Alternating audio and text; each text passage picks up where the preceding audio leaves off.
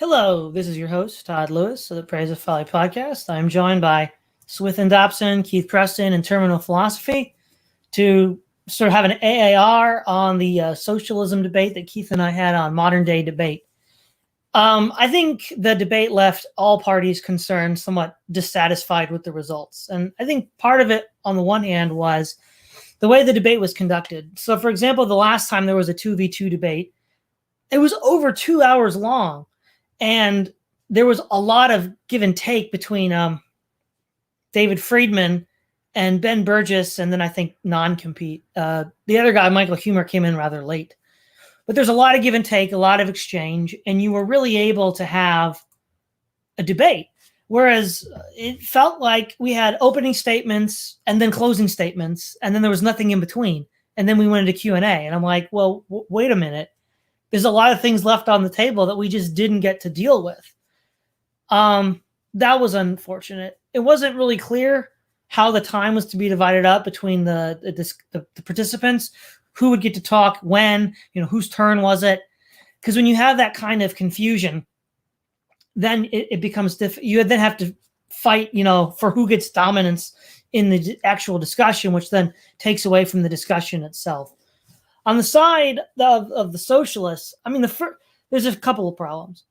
One is, I think about half of what they were saying was related to, well, why would you think capitalism would do better?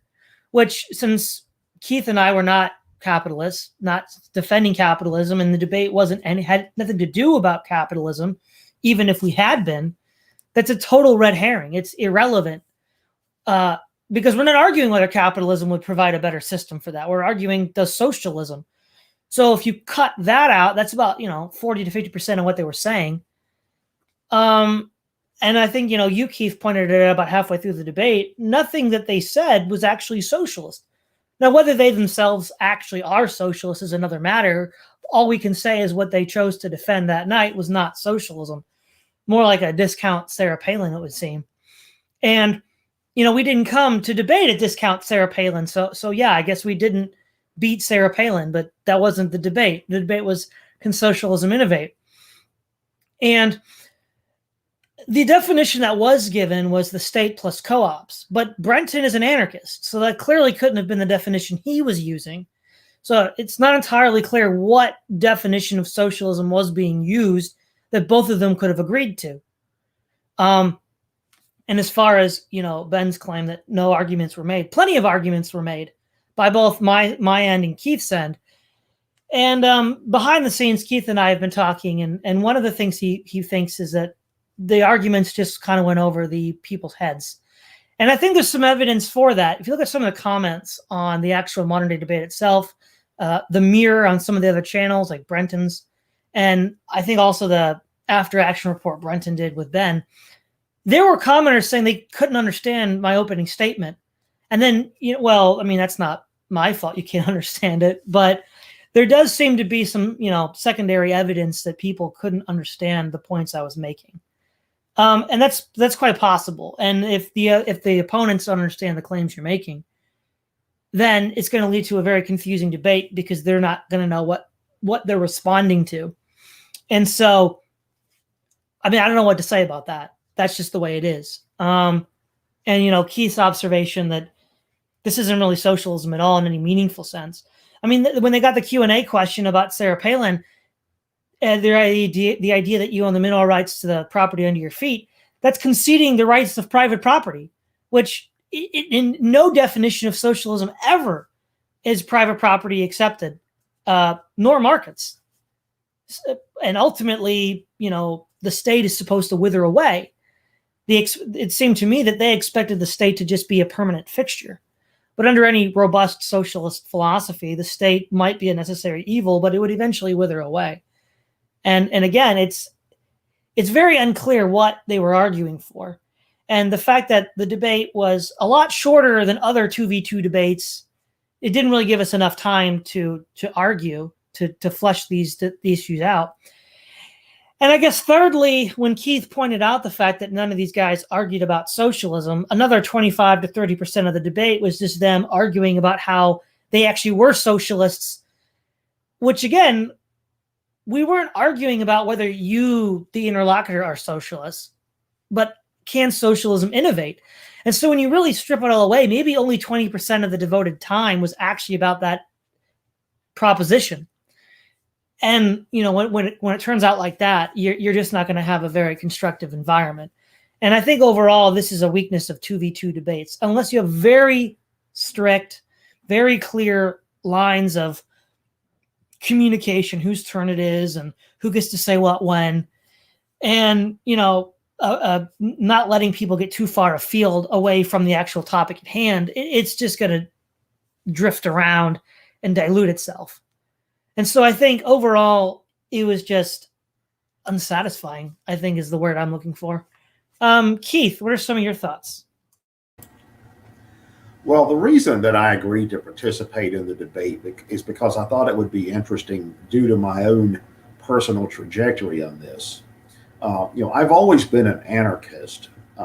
For about 35 years, I've been an anarchist, but I've been different types of anarchist at different times. In the first 5 years or so of that, I was a fairly orthodox anarcho-syndicalist. I thought that, the Spanish Revolution, the CNT-FI and all that, that's the way to go. And I was also part of the left subculture, so I knew a whole lot of people who were identified socialists of different types, Stalinist, Maoist, Luxemburgist, De Leonist, the whole full range of ideas like that. I knew people who were in the IWW back in the first generation of Wobblies in the 1910s. I knew people who had known Emma Goldman and people like that personally. I knew people who had been involved with the Shining Path and all kinds of groups. So I learned about socialism at the feet of real hardcore true believers in socialism. Back then, the consensus among virtually anybody I knew who claimed to be a socialist would be that socialism is not merely the existence of a government or government intervention in the economy. In fact, anarchist socialists don't believe in government. The idea behind socialism is that you not only take the means of production out of the hands of the capitalist class, like Ben said in the debate, but you also abolish market relations, and production is done for the purpose of ostensibly rationalizing production, where you no longer have what Marx called the anarchy of the market. Right? That's Marx. That's a quote from Marx. The anarchy of production, they call it. All right, so you no longer have the quote unquote anarchy of production, which is the Marxist term for the market.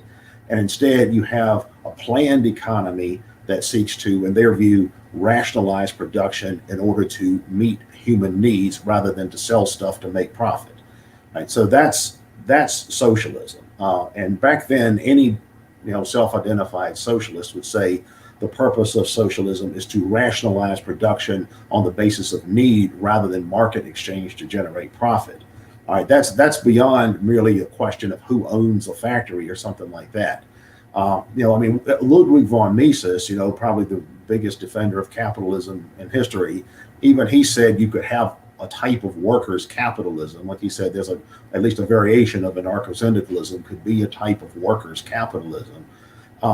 And you had classical liberals like John Stuart Mill, who said, you could have worker cooperatives. He was actually big on worker cooperatives as an alternative to these, 19th century Dickens-esque, factory systems and all that. All right, now, if you want to define socialism that broadly, I suppose anything could be socialist. You could have the Fox News definition of socialism, which is that, anything is socialism. Joe Biden is a socialist. Hillary Clinton is a socialist. In fact, I saw Walter Block, whom you debated, Todd, a hardcore anarcho-capitalist. I saw him debate, I think some of these same guys we debated. I think he debated Ben once, and he was saying that. He was saying Biden is a socialist, Hillary's a socialist, Obama's a socialist. Well, if you think that any kind of government interference in the economy is socialism, I suppose you can use that definition of socialism if you want. But then you'd have to say ancient Egypt was socialist, and medieval feudalism is socialist, and the Roman Empire is socialist. So everything is socialist. The whole world is socialist. But that's not what serious theoreticians of socialism believed as it was conceived of in the 19th and 20th century. Not Marx, not De Leon, not the early anarcho-syndicalists. For instance, I said I was a big fan of Spanish anarchism when I was younger. There's a book that was published by a Spanish economist named Diego Abad de Santillan.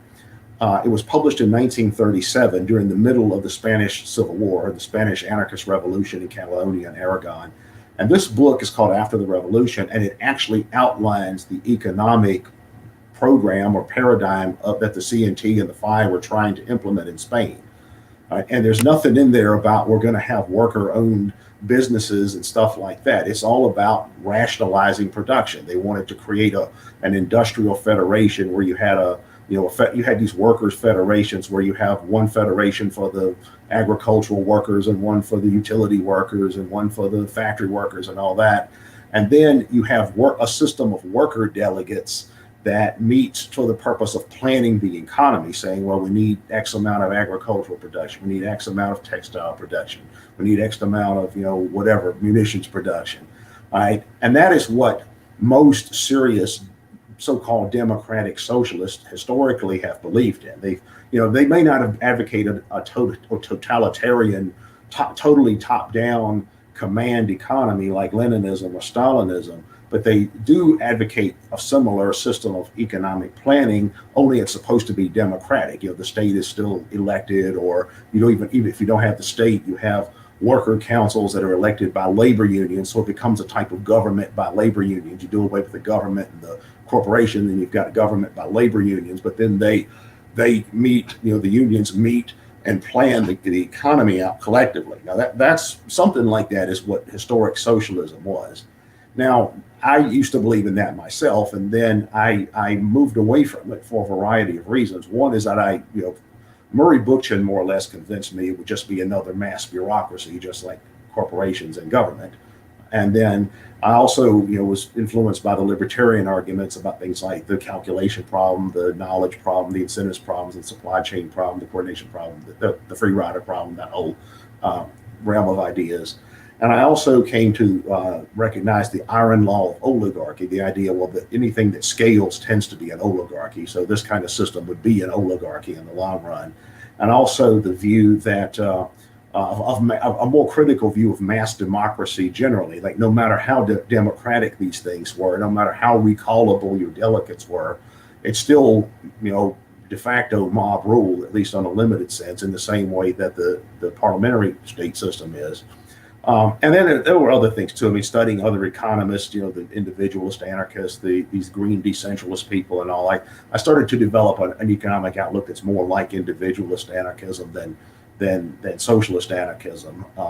I still think that something like anarcho-syndicalism, like Santillan envisioned it, could work in a particular context. It could probably work in a society in an early stage of industrialization where you don't really have the level of complexity that you have in 21st century economies, but you have basically an agrarian society with these early stage industries. And I think and if you have that in certain parts of the world, like you probably parts of say Bangladesh or Indonesia, Pakistan, you have a level of industrial development that's kind of where the West was in the late 19th and early 20th century. I think syndicalism on that level could theoretically work and be reasonably as good as whatever came before.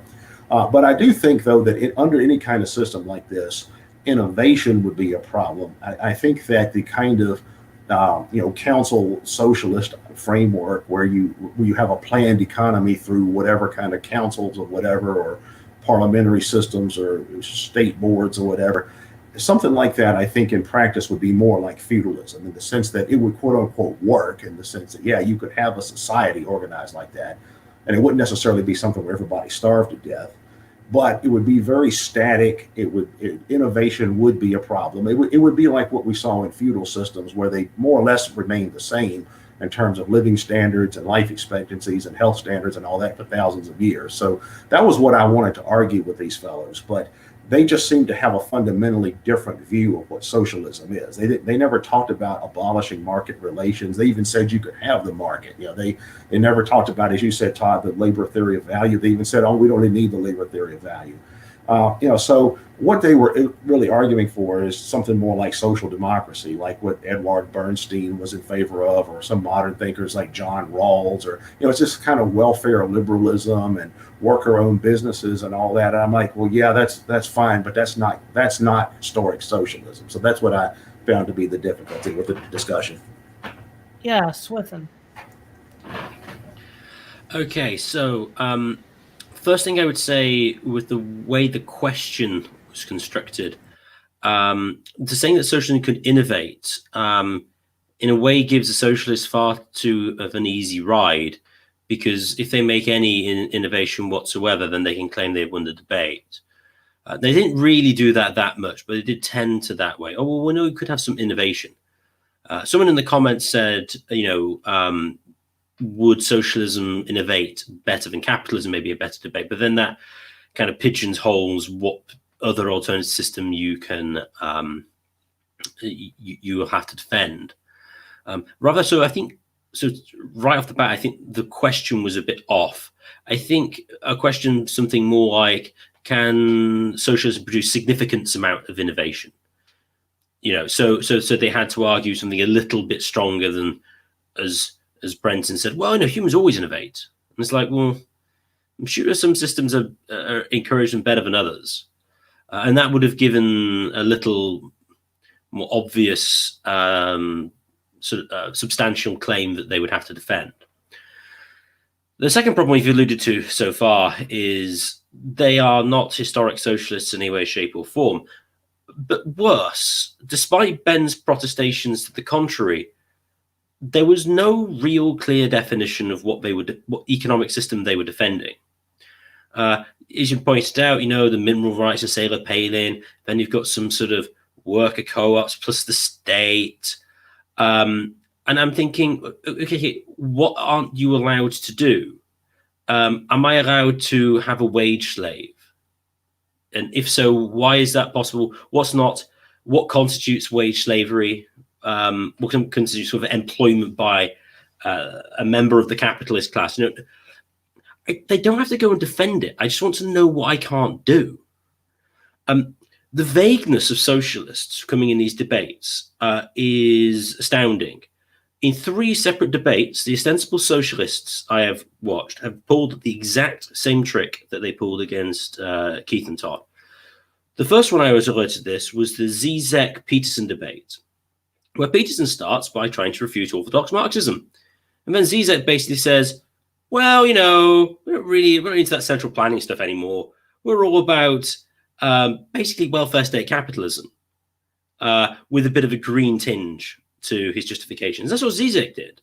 And Zizek claims he's a socialist. The second guy to do this was Richard Wolff, I think. Is that his name, Richard Wolff? He did it with David Friedman. David Friedman starts by refuting orthodox socialism. And then Richard Wolff said, well, I don't really believe in that.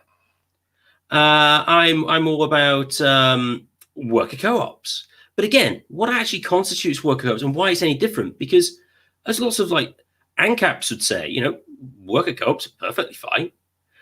Someone, a best example of that would be like Kevin Carson, the market socialists. To what extent you could claim they're socialists isn't the question, the mutualists. But, what's allowed, what's not allowed? What is this actual system you're attempting to defend? I have absolutely no idea. So the vagueness, I say I wouldn't mind if it wasn't sort of labor theory of value-based Marxism or anything. I just want to know what they're defending. But they just seem to be trying to nail jelly to a wall. And also what's ironic as well is they claim they're not in favor of central planning and the Soviet system, but then go on about how the Soviet Union created art and talk about Shostakovich. This is the exact same thing that Richard Wolff did. It's like David Friedman says something bad about North Korea, the Soviet Union, or East Germany. And then, despite Richard Wolff saying, I'm not defending that, then proceeds to defend them, which I think is really schizophrenic of the approach that these people take. They claim they're not orthodox Marxists or socialists. And then you criticize them, and then they go full to the wall and back them. So I think it utterly bizarre. The most funny thing from my perspective in it was when two things. Ben defended intellectual property for one thing. Is like, why has the socialist gone full Randian? And then secondly, about how amazing the NHS was. Now, it is true that it's basically a pagan cult in England, but everybody knows it's a bit rubbish. Well, at least a bit rubbish. And so I just thought that yeah, what I would say is Brenton seems a little bit more of a straightforward guy than Ben. Ben seems a bit more of a snake. But those are my sort of opening comments.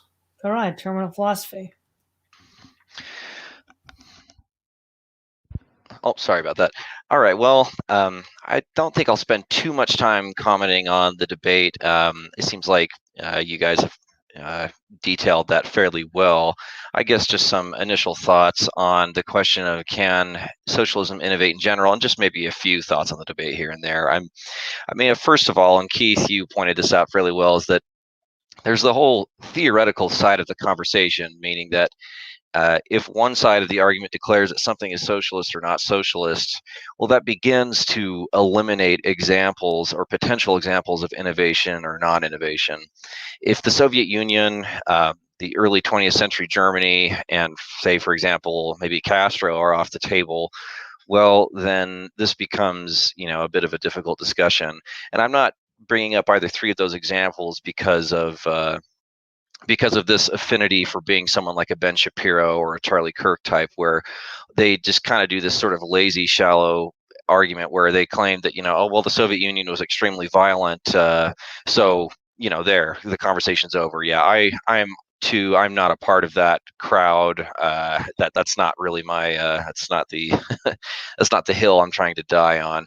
But, so yeah, the debate in general, there wasn't actually much time just discussing whether or not socialism is capable of innovating, and perhaps this is a decent time to introduce a particular scholar. But before I do that, it's just it's difficult to discuss because there will never be this perfect agreement on what socialism is. Is it the early is it the Marxist era, daddy Warbucks, mustache twirling capitalist era of socialism versus capitalism, or is it sort of like this 21st century definition with sort of like this mega corporation, state supported corporation capitalism versus socialism? So there's there's various epochs where the definitions seem to change, and it's just difficult to discuss.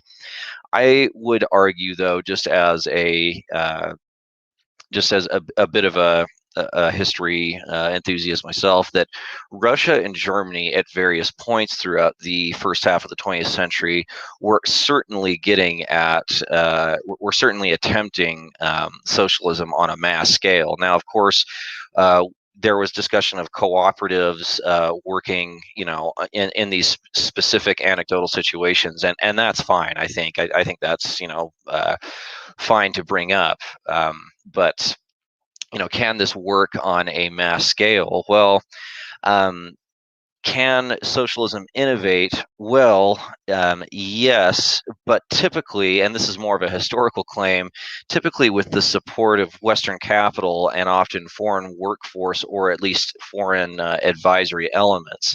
Now, this is precisely getting at the heart of the work of Anthony Sutton, which which basically detailed the extents to which the Soviet economy put money into armaments and agriculture and other aspects of their economy.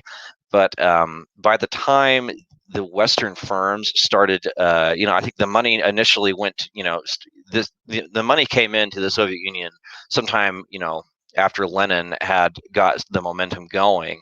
But by the time Stalin had taken over, much of the money had already been spent on armaments and agriculture, and whereas other Western economies, there was these economies were more dynamic and robust. And it's fine to criticize capitalism and all the legacy of Western powers, but at least these economies and these societies were more dynamic and had a more dynamic university system, and it wasn't just it wasn't just a war factory. And now I'm not trying to oversimplify the situation in the Soviet Union, but again, if even just a kind of a rough survey of Sutton's work seems to detail that the Soviets were just putting in all of this money into the war factory, and I think that this was on purpose because there was this big anticipation of this worldwide proletariat revolution that was going to be brought at the doorstep of these Western societies. So without getting too deep into the historical weeds, I'll hand it back to Todd. Yeah, I think what needs to be also stated is at no point, again, was any of the claims that I made or Keith made ever even addressed, let alone refuted. And there were 2 points I was making. One is, and I don't know why people couldn't get it, is that if you measure the value of things by socially necessary labor time, intellectual products have no socially necessary labor time value because they're not the product of the average worker using average machine tools for the average produced good. So how do you value it? If you can't give it a value, then you're not going to value it, in which case it's at best going to go underproduced. To be honest, I don't see why that's such a hard thing to understand, but apparently it was for a lot of people. And the other point was, with democracy, if you have to pitch your art projects to the Workers' Council Soviets to get resources, then you need to convince as many people as possible that you deserve that resource. And one way you can do that, and probably the most likely way you're going to do that, is by catering your art style to their tastes. Now, none of these people are going to be art critics. You're not pitching yourself to the New York Times. You're pitching yourself to the sum total of the workers in the society. And so then you're just going to have the diseconomy of scale problem where for each extra unit you produce is going to be an increased unit cost. And you're just going to have, subpar material, which is exactly what we saw. Like, does anybody read literature from 1980s Soviet Russia? No, of course not. Nothing was produced. Whereas in the twilight of Tsarist Russia, we got Tolstoy and Dostoevsky. I mean, there's no comparison between what a artistic or a feudalistic serf society produced and a socialist one. And then the question is why? Well, I think this is at least one theory. Those are the observed facts. This is one theoretical explanation for why we might see that, how we can explain that. And again, the socialists have no explanation. There is no explanation why Soviet art is crap. There is none. And so they don't have an explanation. I provided one. And as to use what you said, Swithun, yeah, I mean, if we don't use historical socialist examples, then I don't even know what we're going to be talking about, because the definition of socialism they give is so vague and bloodless. You have nothing to talk about. You have to render it concrete somehow. And the only way you can do that is by referring to actual examples. And the actual examples are toxic, which is why they want to avoid them. I mean, the only reason why you want to assiduously avoid all these examples is because they're toxic. And so, but then they also refuse to give you a concrete, detailed theory. I mean, whatever you want to say about anarcho-capitalism, the fact that it hasn't yet occurred in history, they can at least develop a fairly sophisticated theoretical, well, it would look like this, it would work like this under a given set of assumptions. Now we could then question those assumptions, but we at least have something to think about. We have something to talk about. It's some sort of quasi-tangible object. But this new socialism, I have no idea what they're talking about. And as far as the Soviet Union, again, the debate wasn't that long. And at some point I did intend to get into Sutton in the debate. I mean, almost all Soviet development was parasitic. I mean, socialists got to the space because they poached Nazi scientists. Good for you, I guess. I mean, if Hitler had won World War II, he would have been the man on the moon. I mean, socialism, I guess, can innovate, but it's national socialism, and I don't think any of those people want to advocate national socialism. No, it's entirely parasitic. They can't even feed themselves. I mean, they had the Great Famine in the 1930s, and then in the 1970s, Nixon had to bail them out with the Great Grain Heist, which is odd. This is like right during the middle of the Vietnam War when they were supplying North Vietnam. You'd think, if we'd been truly enemies, we would have just let them, eat it. But again, all the way through, they couldn't. And the reason why these capitalist firms supported Soviet Russia was, as Sutton points out, it was a captive market. As soon as they made some sort of innovation, the Soviets would want to catch up, but they wouldn't be able to. So they could just sell at marked up prices all their resources to the Soviets. And then once that equalized, they would then have another stage of innovation a decade later, and then they'd sell to the Soviets again. And they have a pretty reliable market. They could just keep on dumping these products onto until it eventually collapsed. And that was the rationale for it. And that seems to be the rationale for China today. But China's changed the game a little bit. It's no longer a Marxist socialist society. So, for example, the tanky on YouTube, Jason Unruh, would say that modern day China isn't socialist anymore. And he's probably right. So modern day China, as you said, Keith, in other contexts, is probably closer to fascism or national socialism than anything else. And so, yeah, none of these were dealt with, either because A, they weren't understood, or B, we ran out of time, or C, they didn't have an answer, so it was just easier to avoid them. I don't know which that was, but just for the record, those are the claims and arguments that I was making. Keith, any thoughts? Well, I think that we all seem to agree that the real problem with our opponents, at least from our perspective, is just their vagueness. As Swithun was pointed out, like when I was doing my intro, I was talking about the different ideas that people have as to what socialism is, and I pointed out 4 basic categories. There's utopianism, the idea of from each according to his abilities to each according to his needs or whatever. Full communism, where basically everybody just takes whatever they want and contributes as little as they feel like. Right, which is, to my mind, that's a philosophy for a 6-year-old, but it's there are people who believe that. But I just dismissed that out of hand.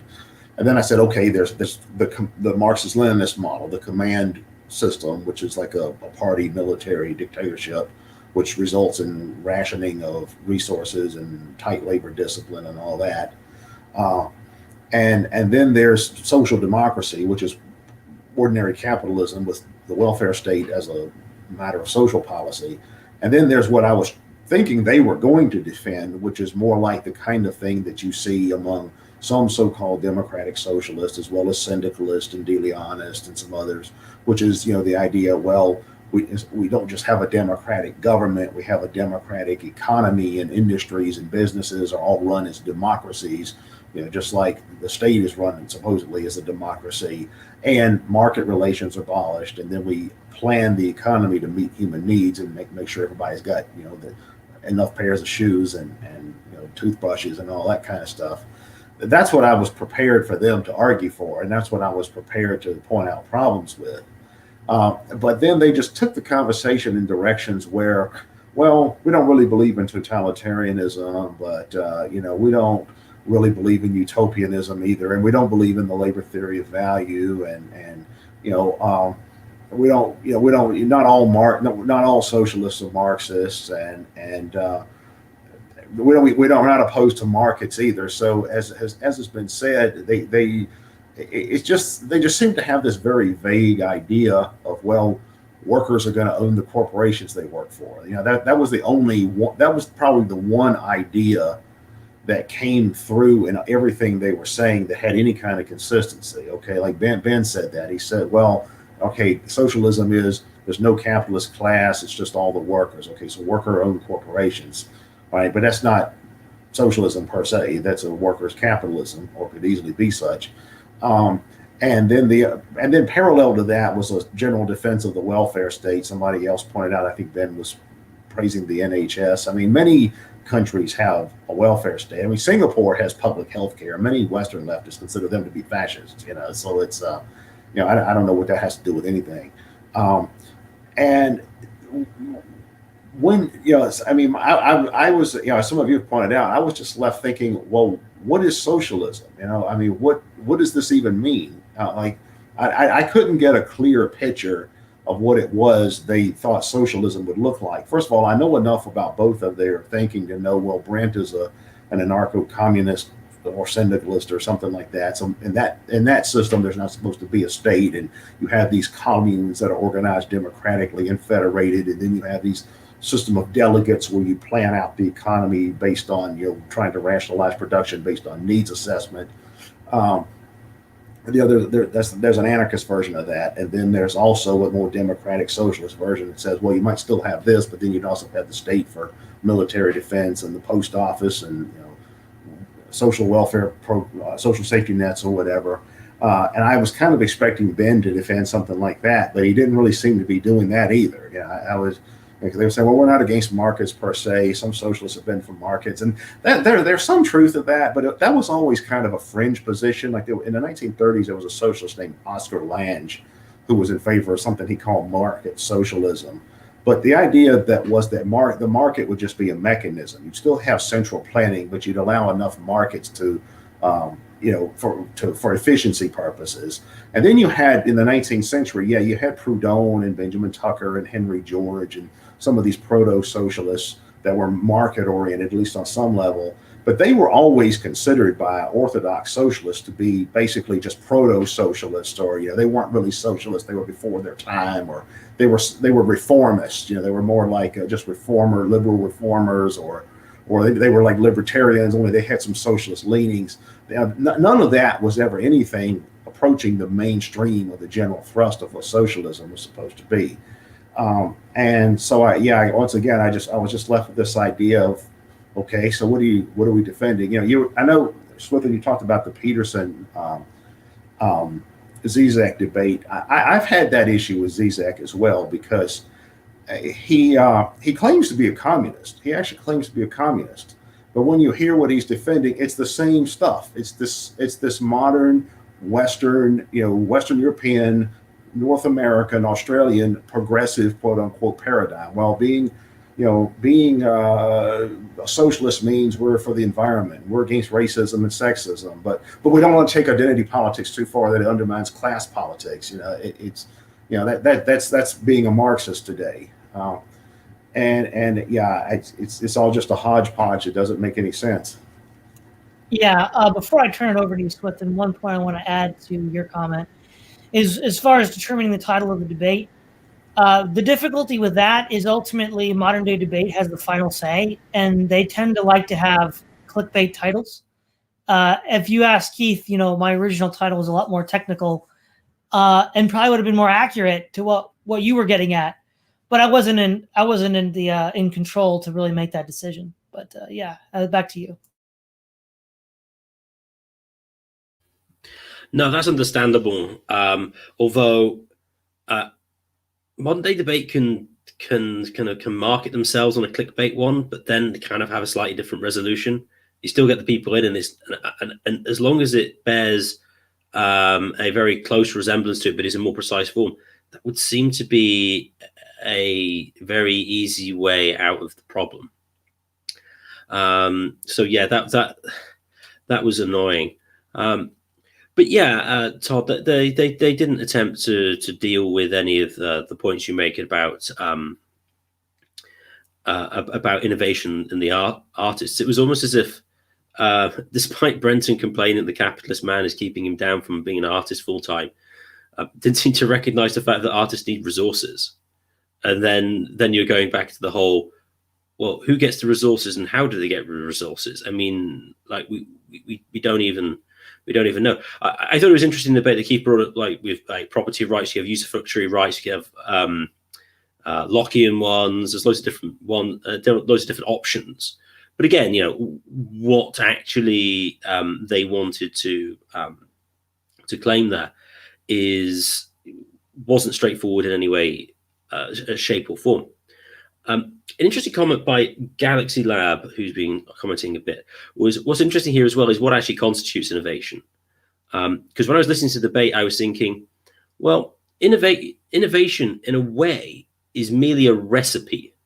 That is, it is a way of doing things, which tends to be, everyone thinks of innovation, as it were, in the form of, normally today, some form of electronic capital good. or not necessarily a capital good, but a physical device of a certain description. Whereas innovation per se, at least to begin with, seems to be somewhat more mental. And so I think that's an interesting distinction. I have to do this when doing economics, and so it's kind of helpful to distinguish that way. But then the interesting question is, well, even if socialism did innovate, what would it innovate in? What would it focus upon? And Stoddard's pointed out, the Soviets used to spend all the money on the military to a large extent. I mean, what kind of society, what sorts of innovations would such a society, even if it could do to varying degrees, where would it send its resources? Because I used to think the argument that even generally the state didn't innovate, even taking the ANCAP position, which is actually false. The state can innovate. The question is, what does it innovate in, and is it worth innovating in it? The best example here probably is Concord. Concord was a collaboration primarily between the UK and the French governments, and still is the most technically advanced passenger airliner ever developed, I think, especially with respect to speed. But it was a commercial failure. So the question arises, well, even if you can innovate, I mean, does anybody care? And I think this gets to the whole kind of how does a society run? How does it function? What does the society value? What kind of artworks would be produced? I was reading something earlier on, I can't remember her name, who was a female poet in the Puritan period in like the 17th century in America. And she's notable because obviously she's female in that time period, apparently reasonably good. I don't really know her work very well. But it was obvious that the Puritans were very much people of the word. And so they would produce probably innovations based around literature and language, that kind of thing. You probably wouldn't expect innovations in the visual arts particularly, because, visual representation was not high on the agenda. So we get the interesting question, which would be good to go down if we had any idea what they were talking about, is what does a socialist society value, and where would they devote their resources to innovate? So with the sort of like the ANCAP view, or the hardcore market position is, well, you should innovate in the places people are willing to pay you to innovate in. Or at least you've got your own independent resources you can innovate as you see fit. I suppose if you want to go down the Brenton utopian view, which you seem to go, which is once people have sufficient resources, then they'll all become like Shakespeare, which I laughed at that point. But I suppose in that sense, you get sort of pure democratic production. But the thing is, though, I mean, as the Marxists would like to say, you're determined by these guys wouldn't, because I imagine they're probably going more social determinism than economic determinism. There's going to be a culture, and then you're going to be working within a particular paradigm. And the interesting question is, what kind of paradigm would that be? So I do think there are a lot of interesting questions to devolve around with innovation. But again, we need to know what on earth the society is going to look like. I mean, for all Walter Block's sort of idiosyncrasies, at least he'll give you a straightforward answer as to what Ancapistan in Block would actually look like. He would genuinely tell you that in great detail about donuts and about how you can't homestead them.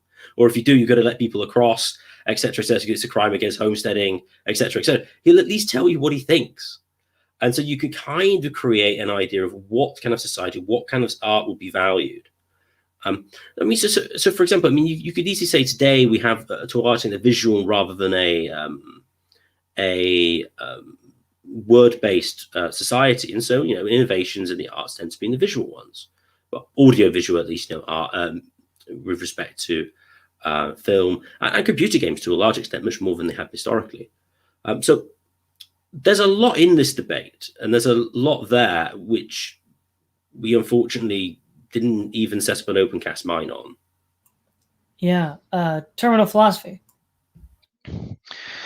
Right. Well, I think my focus here is just kind of the historical analysis of the question. And Todd, I think it was you that said earlier that perhaps a better question is, which innovates better between socialism and capitalism. Well, yeah, I mean, again, and as you said, Swithun, there's a lot on the table here. Before the revolution in Russia, I think this is just an example here, but the entire Tsar state had only about, I think, like 5,000 civil employees. Now, many of these employees were actually from around. Many of them were like Bohemian. They're from like Czechoslovakia and the former Austro-Hungarian Empire, and so a lot of a lot of these more critical roles that were being played in both the Tsarist Russia and then later on into into a socialist Russia, or again, maybe it's socialist Russia in quotation marks. I guess we'll never know, but a lot of these elements are foreign. And again, it's not to say that, oh, socialists are just pathetic and they can't do anything. Well, no, I mean, of course, socialist societies, again, like Mao's China and Stalinist Russia, had huge workforces, and they were, there's always been, these big, 5-year plans, and there's always this capability of undertaking these huge public works projects. I think what most people think of in innovation is this maybe not exponential growth, but sort of this upward trajectory of technology and improvements in different aspects of an economy. So if someone were to ask, well, what do you mean by innovation? Well, we're probably not talking about like who can make like who can make a land bridge better, the Soviets or the Americans. Well, I think we're talking about we're talking about the tech sectors. We're talking about things which require that are money intensive and research intensive. And again, most of the history would point to, again, the capitalistic, or maybe if you want to be slightly more accurate, the mixed economies of the West, where again, there's this investment incentives into these into the tech sectors, and again, Todd, with your point as well, where it's interesting how the conversation kind of shifted to art, because I mean, I'm an artist too, and yeah, that's fine and all, but innovation, we're thinking of things like cars and rockets and technology and electrical grids and things like that. We're not necessarily, I mean, art isn't necessarily the first thing that comes to my mind when innovation comes up. But yeah, even with art in the Soviet Union, well, I mean, there's lots of things to say about what the artist has to go through here in the modern day West. I think it's an entirely different thing of what it would be like to be an artist in the Soviet Union. I mean, just take a moment to reflect on how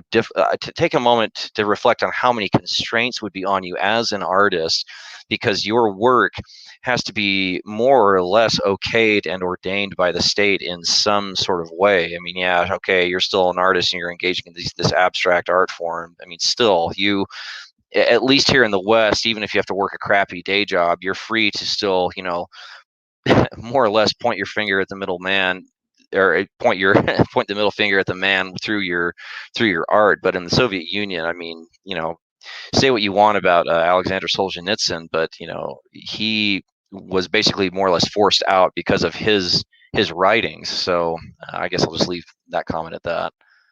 Yeah, well, we're going to move into the final statements here, but I think one point that I want to make with regards to the Soviet Union and technological development, the idea that the West, the United States, somehow needed German scientists, otherwise we couldn't have gotten to space, and that the Soviets are, they're just the same. We both need a German scientist. Well, I mean, obviously they help, but the question is, one is utterly crippled and dependent on foreign transfers of information, the Soviet Union, and the other one isn't. In World War II, this is relevant. The 3 first operational jet fighters, Germany had the first one with the Me-262, then Britain with the Gloucester Meteor in 1944, and then the Americans with the P-80 Shooting Star in 1945. we could develop independent aerospace technology. We didn't have to poach it from the Germans. I mean, nobody's going to look a gift horse in the mouth and not take the gift. But the first operational Soviet fighter, the MiG-15, they had to steal the Rolls-Royce engine plan. They didn't know what kind of metallurgy they had to build it, so they sent one of their spies in with rubber-soled boots to walk over the metal shavings to take back to Russia.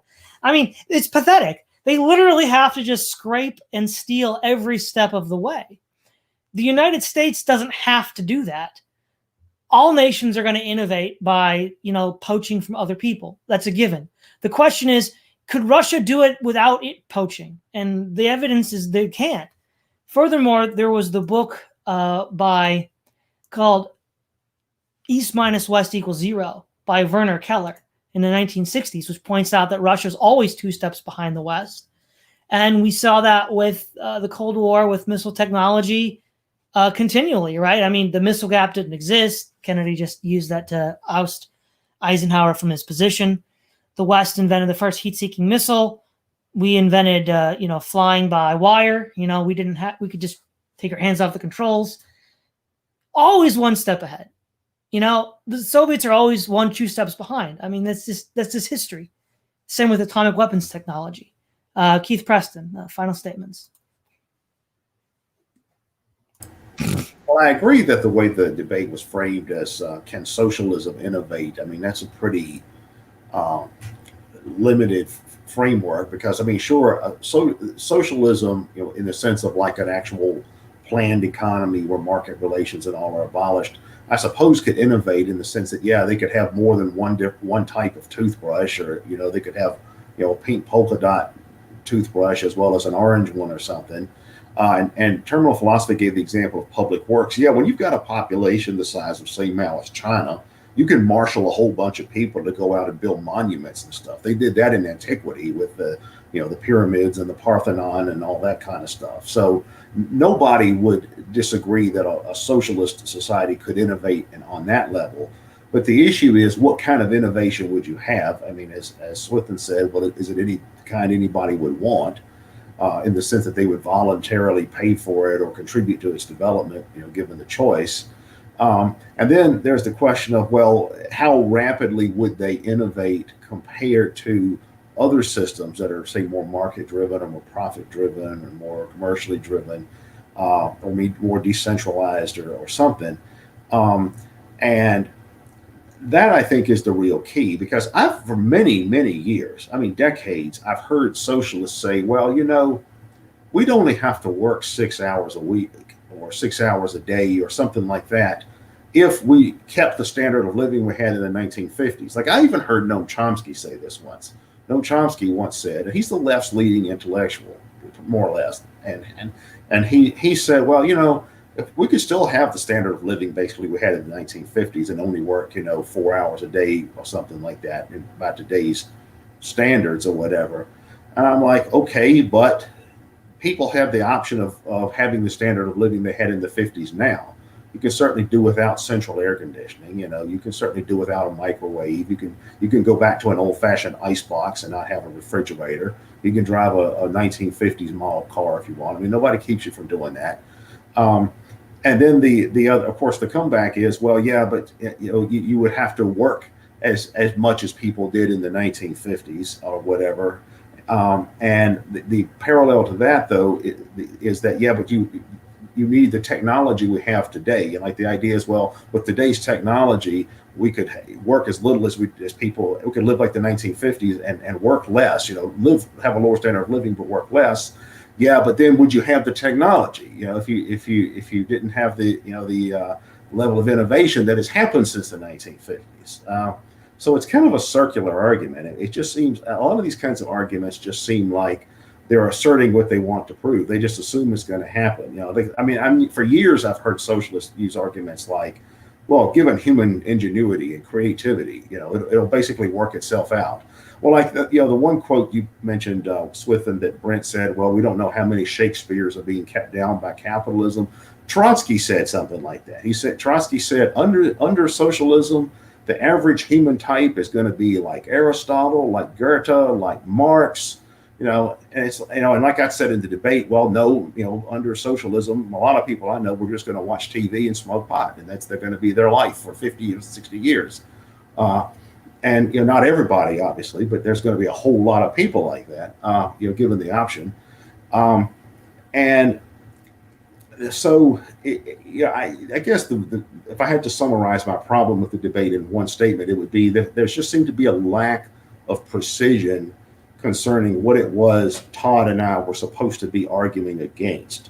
Like, I was prepared to argue against this model of a planned, rationalized economy where market relations are abolished, and whether or not there could be rapid or substantial innovation in that, as opposed to the kind of static innovation you typically see in feudal type societies, pre-modern societies, which had innovation and did things, but at what kind of pace and in what kind of way and at what kind of effect. That's what I was prepared to argue.